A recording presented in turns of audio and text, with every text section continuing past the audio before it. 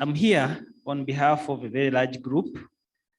This clinical trial was done a while back, 2018 period, and has been published in 2020 in June in New England Journal of Medicine. So you can just get a copy for yourself. So I'm just representing a huge team, as you can see. I don't know if you can see the slides, but I'm representing a team of a lot of people, just as one of the investigators. Thank you very much. So this trial is called Systematic versus Test-Guided Treatment of Tuberculosis. And it is a very big trial that was done in several centers, as you will see, and was trying to improve outcome of tuberculosis. Well, general outcome mortality in patients who are starting ARV, especially specifically those who have CD4 below 100 cells. Now we know people who have HIV, of course, and severe HIV at that, which means a very low immune system, and have a CD4 below 100 are more likely to die. 20 to 25%, most of those would die in the first 6 months. And majority of them, of course, will have TB. And the most difficult part of it, most of them will have TB and they will be asymptomatic. And they will present normally, and they will not be having usual symptoms. And they are very difficult to diagnose, as we saw in yesterday's presentation about diagnosis of TB in patients who have severe immunosuppression. The main reason, of course, is that the body because of very low immunity, body kind of ignores the TB and it can float around and they don't have any symptoms because the body just doesn't fight it. Because most of the time when you see symptoms, it's usually a result of the fight between the immunity and the organism, which in this case is TB. So we think most of these patients would have TB, but they would not present with symptoms and will start on ART and therefore would die in the first few months of ART. And you, of course, think that they have died from ART, but they have died from some underlying conditions, one of them being TB, being the commonest. Of course, they also get what we call immune reconstitution inflammatory syndrome, which is also complex to manage and can be quite challenging. So TB is of great importance, and I will not repeat that because you really heard about it the whole of yesterday. So what was this study's primary objective? We wanted to have an experiment where we compare 2 strategies. One, which is our arm 1, was the standard of care, which is, well, it's not really a standard of care as such. Standard of care is that everybody who comes in front of you, of course, starting ART, you will see them, and depending on whether they have a symptom, you may order tests and have a decision whether you start them on TB or not. So without symptoms, most of the time, these people will just end up being treated for HIV, but without thinking about TB. In those days, of course, things might have changed a little bit now with different mechanisms of managing advanced HIV. So arm 1 was doing extensive continuous active TB screening. This is not standard of care. We don't do extensive continuous screening, and I'll describe to you what extensive continuous screening of TB is and what we did for the trial. Arm 2 was the real experimental arm where we just treated everybody with TB. Whether you, of course, these are symptomatic people, and I'm going to show the inclusion criteria. So everybody was started on TB immediately before they started ART. And these are all people with the CD4 below 100 presenting the HIV clinic for the first time, and they are ARV naive. And they are just presenting there, and all of them had, from the doctor who saw them first, they had no obvious symptoms for TB, and he would decide to start ART because he was not suspecting TB. Those who had TB at onset of ART were excluded, as you'll see. So as I said before, it was a big multi-center open label trial. Superiority means that we wanted our experimental arm, which is the empirical and TB treatment, we wanted to prove that it is superior to just the extensive monitoring and investigation of TB. And from the start, we had estimated that in general, people who are like this population, 14% of them would actually develop TB within the 6 months of ART. And we wanted to reduce that by at least 40% to prove that our experimental arm is superior. Now, what is 40% reduction from 14%? 14%, if you reduce it by 40%, you would go to somewhere about 9 point something percent. So we would expect that to prove superiority, we would reduce the TB, the incidence of TB from 14% to somewhere about 9-point-something%. And if that happened, then we would prove that our intervention is actually superior. Okay, so we had 6 African countries, 6 clinics in 4 African countries, as you can see there, and Uganda is one of them. And we had 2 clinics, which included our HIV clinic here and Barra Municipal Council clinic. So our eligibility criteria is as follows. We had, of course, ARV naive patients, CD4 below 100, and they had no overt evidence of TB, as I said before. The clinician had to make a decision that I was not thinking about TB, and he would do that by prescribing ARVs without going ahead to make any extra investigations for TB. Those are the patients who would look at. And of course, they would have to sign a consent. The exclusion was mainly to look at harm, of course, and harm was, of course, we would expect people to, as you saw about transaminitis, liver function problems, kidney problems. If you are pregnant or breastfeeding, that was an issue.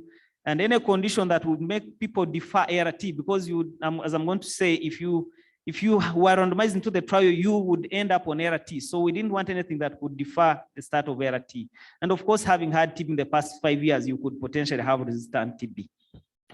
So arm 1, as I said, included was just what we considered our control arm, and as although it's not a standard of care really, and that inclusion would do systematic TB screening, and this included a lot of the tests you heard about yesterday.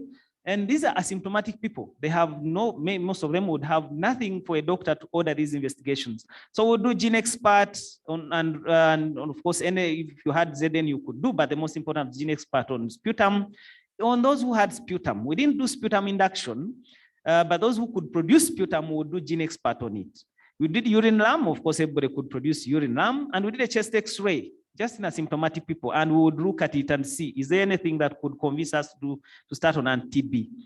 And during the follow-up period, any symptom you'd get, anything that you got, you would obviously call your study doctor. And most importantly, if you came back with a fever or any symptom, we would repeat the entire barrage of tests again to see whether you could have TB. Of course, in a clinical trial setting, any problem a patient has, they could come back, which means we would give them transport reimbursement, which means they would come and find a doctor waiting for them. So they would have care, which is, to me, and I'm going to comment about it, not really standard and real world, but that's what we do in a clinical trial. So everybody comes back, you investigate. If you diagnose TB, even if it's at baseline, you would start on TB treatment in this arm. But you'd wait until you have enough evidence to say, okay, let's start TB basing on our findings. For the other arm, the arm 2 was start anti-TB immediately. Investigations were only if you had other problems, but for TB, we are just starting you. But of course, you could come with a cough, and again, I'm going to show you, you could come with a cough and we'll do some sputum. But the most important was follow you up, and you have any other problems, we'll treat them. But you'd start on TB immediately. Antiretroviral therapy was standard of care by then. As you can see, that those 2 combinations are what was available in our setting. And for those people who were on the standard control arm, which I call control arm, you would start ART as soon as possible, which could be at randomization. But for those who are on the experimental arm who are starting on TB immediately, we would start ART after 14 days, which is day 15. Just to avoid the overlap and, of course, potential IRIS, immunoconstitutional inflammatory syndrome. We followed up these for 48 weeks after randomization, and these are important outcomes. The most important is the primary outcome, which we call a composite endpoint. A composite endpoint is a combination of things. So mortality, which is death, was one of them at 24 weeks, but we combined it with invasive bacterial infections. We know anti-TBs are good antibiotics, so people could potentially be getting these invasive infections because of a severe immune suppression. So if you had any of those 2, we would say you got the primary outcome. You could either die or get an invasive bacterial infection, or you could have both. So at 24 weeks, that was the primary outcome. And the secondary outcomes could be just the death alone and the whole list that you can see over there. So this is our flow chart for our inclusion. Our sample size was achieved, 1,050. There's a lot of reasons there why some people were excluded as per our exclusion criteria. And we ended up with equal numbers in both arms, and that is showing you the numbers that were actually analyzed. So looking at our results, table 1 usually is important for us to know if people in the two arms were the same. And that is what is supposed to be achieved by randomization in clinical trials. So to show that people were similar, they didn't have another difference at baseline, which could explain the outcome in the long run. So we can see table 1 that they were all really the same. There was no difference between the two groups. So we started off on a clear same level with both groups in terms of baseline, especially important things that could affect their outcome in terms of mortality. So we were interested, of course, in knowing about first episode of TB, getting a diagnosis of TB. It wasn't really the most important outcome, but we wanted to look at it. And as you can see in arm 1, people where we waited until we made a diagnosis of TB, 17% got a diagnosis of TB within 24 weeks of the study. And in arm 2, of course, still some people got TB diagnosed at some point, 2.6%. Majority of them, of course, was in the first 8 weeks or so. And we think these people probably had TB even at the beginning, and they were just started on treatment, and maybe symptoms got, came, and we confirmed that they actually had TB when we did their sputum gene expert. So most of them were not because of resistance or anything. It was just that probably they had TB that was underlying, that was not diagnosed at the baseline, but was still diagnosed within the first few weeks of starting ART. So, but majority, of course, did not develop TB because they were already on anti-TB. So most of them did not. Only 2.6% developed actual TB that was diagnosed over the 24 months of the study. So again, we achieved very good follow-up. In a clinical trial, you really want to follow up everybody. You want to get the outcome almost on everyone. And we lost very few people, as you can see, about 96% in total of good follow-up. So we lost about 4% of the participants. Not a very big deal, but ideal would be 100%. Mortality again here. You remember we had hypothesized that mortality would be about 14%, or mortality 14% of getting invasive bacterial infections. And I'm going to talk about that a little bit. Came out as 6.9 versus 6.3. And anti-TB treatment was initiated, of course, almost 100% in people who had who on arm 2. Some people, of course, may have had some issues, but just 0.2% did not start on TB. But in the control arm, 16.4% started on TB. And yeah, so pretty much that. The most important is our primary endpoint. Getting the composite endpoint I talked about, which was either an invasive bacterial infection or getting to die within the first 24 months. And very interesting and shocking results. We had said we would prove superiority by reducing mortality by 40%, sorry. And look here. This is the composite. Now it's not the mortality alone, the composite, which is the combination of the mortality plus invasive bacterial infections. This is now 8.4% versus 8%. So there was really no difference, no significant difference between the two arms in terms of outcome, okay? So that was quite shocking for us. And look at mortality alone, 6.9% versus 6.4%. Okay, again, no significant difference between the two. And people are going to say, well, this study was probably useless. Invasive bacterial infections alone, again, 3% versus 2.6%. Again, the confidence interval crosses 1, so was not significant statistically. However, you saw in the last presentation about increased toxicity, of course, toxicity of anti-TBs themselves. So people who are on anti-TBs, on arm 2, the experimental arm, were more likely to get, of course, grade 3 and 4 adverse events, which was mostly, of course, hepatotoxicity and other things. So about 16% of people on the experimental arm got adverse events, which you call serious, severe, or life-threatening, 3 to 4, versus 6% in the control arm, arm 1.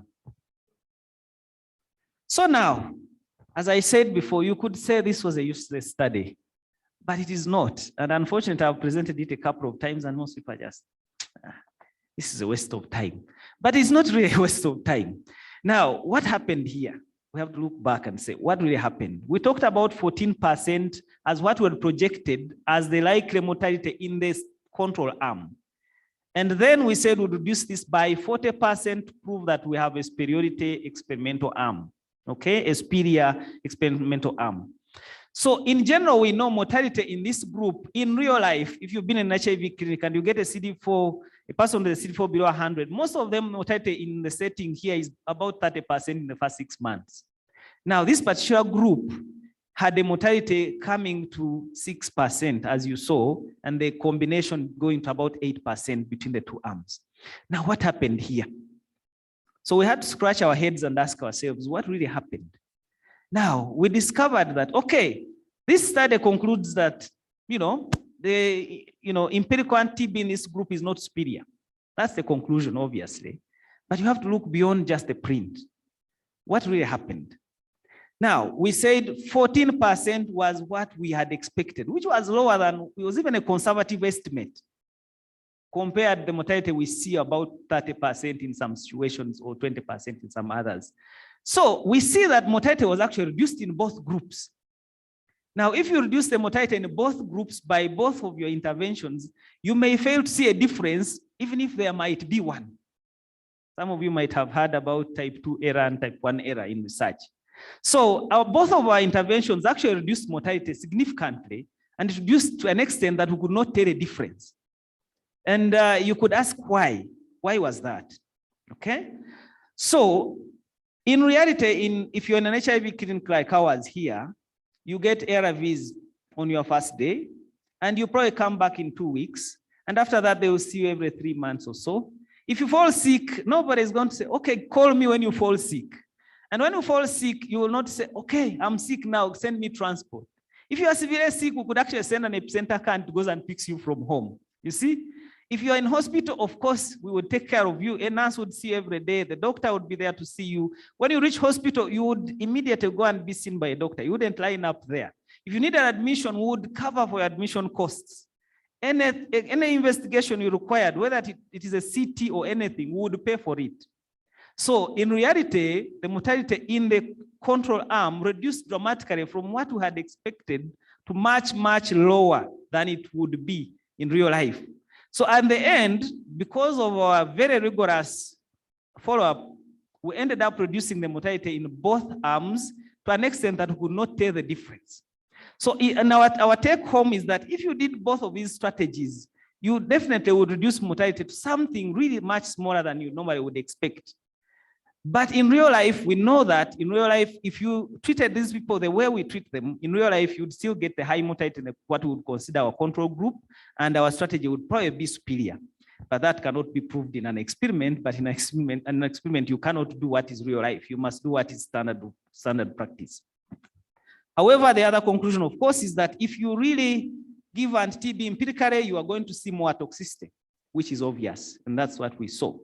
Okay, so that is all, and I would have to acknowledge the rest of the team that I had shown before, and I said 4 countries and so many sites and so many people that you can see on the slides.